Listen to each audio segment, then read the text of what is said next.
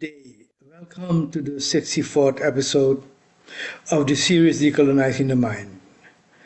And today I will talk about the significance of the election of Donald Trump as President of the United States. But before I do that, I want to discuss the question that of the Israeli hooligans in Amsterdam, which took place last week. So what happened? The hooligans of the football club Maccabi Tel Aviv came to Amsterdam for a game with Ajax. And before the game, they roamed the streets of Amsterdam, desecrating the flag of Palestine by pulling them down from houses and burning them, shouting racist slurs against Arabs, glorifying the genocide in Palestine by shouting, "There are no schools in Gaza because there are no children," and praising IDF for killing Arabs. They beat up an Arab taxi driver, and his colleagues went to defend him and go after the attackers. Now, the reaction of the Amsterdam population to this was very good. The taxi drivers chased the hooligans, and Arab youth on scooters went after them to beat them up. But the presentation in the media, which is hypocrisy, turned the tables around and say that Jews were being persecuted in Amsterdam by Muslims. And this was the first pogrom in Europe after 40 years. And they put anti-Semitism big on the agenda, and the genocide in Palestine was put off the agenda. And Dutch politicians from left to right were condemning the attacks on the Jews. Wilders was, who was the government party leader from the extreme right, called for the expulsion of Arab youth that were involved in these attacks on the hooligans, but they were completely silent on the violence from the hooligans. Only one party in parliament, DENK, the party of the immigrants, condemned the hooligans, their violence and their racism.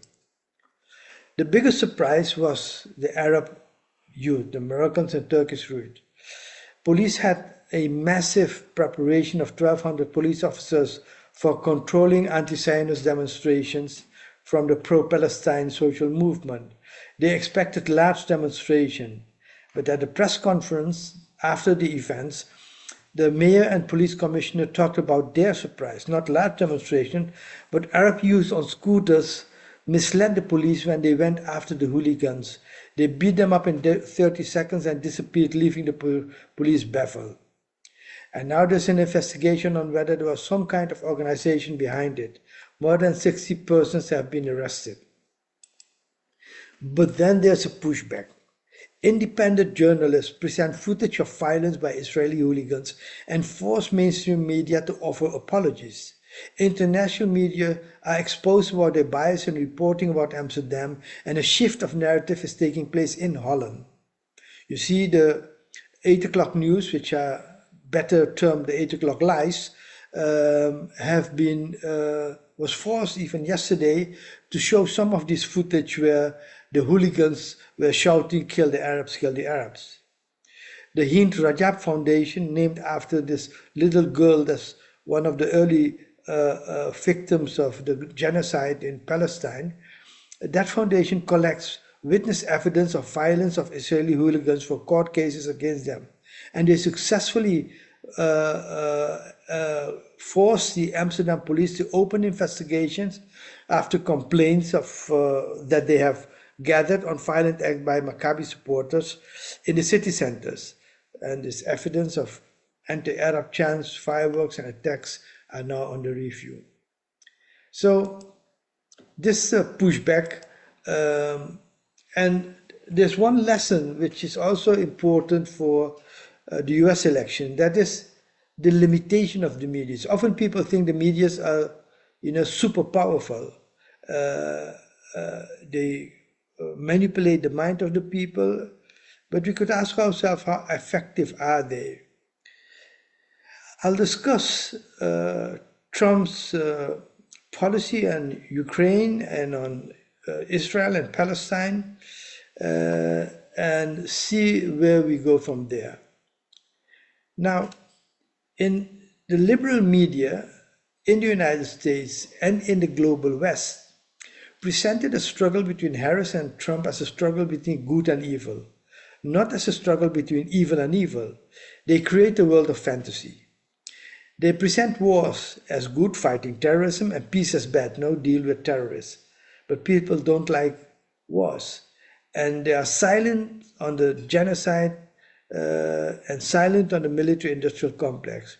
They created a hope for self-fulfilling prophecy, saying all the time that Harris is winning, and now they are shocked by the result of the elections. So that leaves you to the question, how effective are they if we were thinking that they were all powerful and yet they couldn't swing the elections in favor of Harris, although they did everything Trump won. And why are they not effective? And I think people see the hypocrisy. Reality, they catch up with reality. And this is most visible in the Ukraine war, where people see billions going to the most corrupt regime. Trump's, when he talks about Ukraine, he talks about the most corrupt regime in the world, according to the standards of, organizations who are measuring corruptions. And they see that the establishment in the US and the military industrial complex doesn't care about Ukraine, they care about their money. And after a few years of war, we're seeing Russia is going to win big in Ukraine. And Trump realizes that. And I think Trump will withdraw military and financial support for Ukraine. And that support cannot be matched by Europe. So we're going to see the end of the Ukraine war during the reign of the Trump regime. Palestine is more complex. Trump will keep up the support, but will be afraid to go to war with Iran because Iran is too strong. But the problem is his erratic behavior. You can't predict where it goes, and it can lead to emotional decisions to start a war with Iran when Iran, for example, attacks Israel. But because of this erratic behavior, it can work two ways. It can also lead to the withdrawal of support for Israel, because when the going gets tough, the tough gets going. So if Trump assesses that he might get stuck in a war with Iran, it won't be that easy. He might consider, drawing back, because his long-term policy is to prepare for the confrontation with China, not even militarily, but economically. Compared to China, US economy is weak. Technologically, industrial-wise, innovation-wise, China is ahead on many, many different measurements of technological advancement. And for now, his strategy is not so much how to invest in the industrial base of the US, but how to counter that with tariffs. Now, we live in a different world since Trump left office. The war in Palestine has entered a final stage. The Abraham Accords, which was the basis of his policy in Western Asia, are dead. So if Trump thinks he can revive the Abraham Accords, that is an illusion. BRICS, in a few years' time, has become a major force in world economy and world politics. The Ukraine war has started and is in its end phase, and China has become stronger than ever before. So what does it mean for Trump? It's a new world out there, and we have to see how this impacts his policy. And for now, it's quite unpredictable, but I think that it might be a surprise on many fronts. Okay, we'll see how it goes next week. Coming Thursday, I'll give a lecture for University of Leicester activists on Palestine, titled Palestine and Decolonization, a Pivotal Moment in World History, where I discuss all the different connections of world politics and how it links to decolonization and the demise of Israel and the liberation struggle of Palestine. It will be a Zoom meeting, so look at my website on events and you will find a link for the Zoom meeting. And please remember that July next year we'll have this reparations conference in Curacao in the Caribbean. Spread the news about it and look at the website of din.today for more information. And a final note, a dear friend of Islamic Human Rights Commission, I met him a few times, elderly man and a Holocaust survivor's family who spoke out against the genocide in Palestine was arrested, Haim Brecher-Shabner, and it's just the same. If you want to see more about that arrest, see the website of my dear friend Asumerali, asumerali.com, who talks about it, and the campaign for releasing this is underway.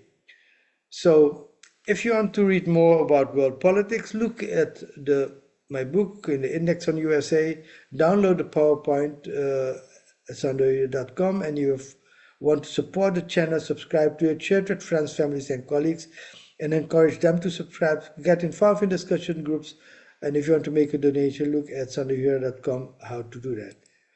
Thank you and hope to see you next time.